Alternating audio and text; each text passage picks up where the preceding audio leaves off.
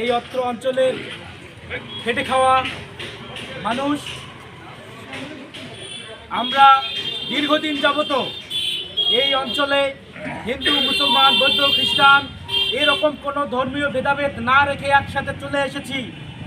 আমার অনেক টিচার মুসলমান, আমার অনেক টিচার খ্রিস্টান এবং আমারও অনেক বন্ধু বান্ধব তারা অন্য ধর্মের। তাই বলে কি তারা আমাদের শত্রু? আজকে যারা হিন্দুদেরকে নিয়ে রাজনীতি করতেছে, আমি তাদের উদ্দেশ্যে বলতে চাই, কোন ধর্মীয় অন্য ধর্মীয় যারা আছে আমাদের ধর্মের বাইরে তারা আমাদের শত্রু না। আমরা এখানে দীর্ঘদিন যাবত বাস করে আসছি, আমাদের দাদারা বাস করে আসছে। এটা আমাদের বংশগত অধিকার, এটা আমাদের ভূমিগত অধিকার। আমরা আমাদের যারা বন্ধু বান্ধব, আমরা আমাদের যারা সিনিয়র, আমরা সবার সঙ্গে ভালো সম্পর্ক রেখে চলি। কেউ বলতে পারবে না আমাদের সনাতনী ছেলেমেয়েরা, সনাতনী মানুষেরা কারোর সাথে কোনো খারাপ আচরণ করে।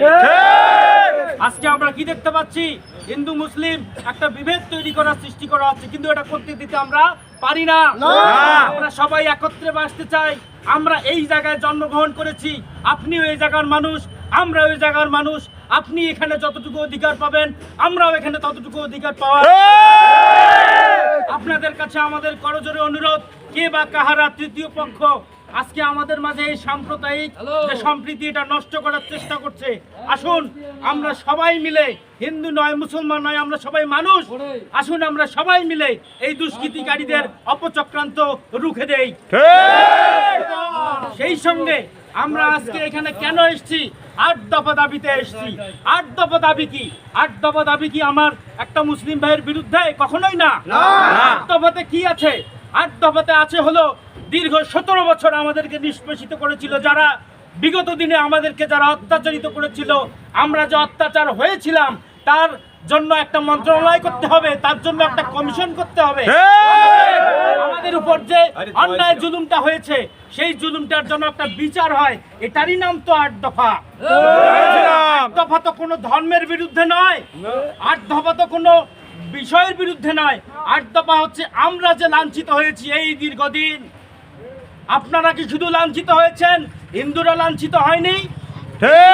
হিন্দুদেরকে ভোট ব্যাংক হিসেবে ব্যবহার করেছে তারা। এই পায়তারাগুলো আমাদের রুখে দিতে হবে। আমরা আর কারো ভোট ব্যাংক হিসেবে কাজ করব না। আমাদের সম্মিলিত সনাতন জোটের মুখপাত্র চিন্ময় প্রভু, তিনি এয়ারপোর্ট থেকে অবরুদ্ধ হয়ে চট্টগ্রাম আদালতে প্রিজন ভ্যানে যখন তিনি উঠেছেন, এত কষ্ট লাঞ্ছনা করার পরেও তবু তিনি আমাদের বিরুদ্ধে কোনো কথা বলেন নাই। তিনি বলেছেন আমরা সবাই মিলে যেন একত্র হয়ে থাকতে পারি। সুতরাং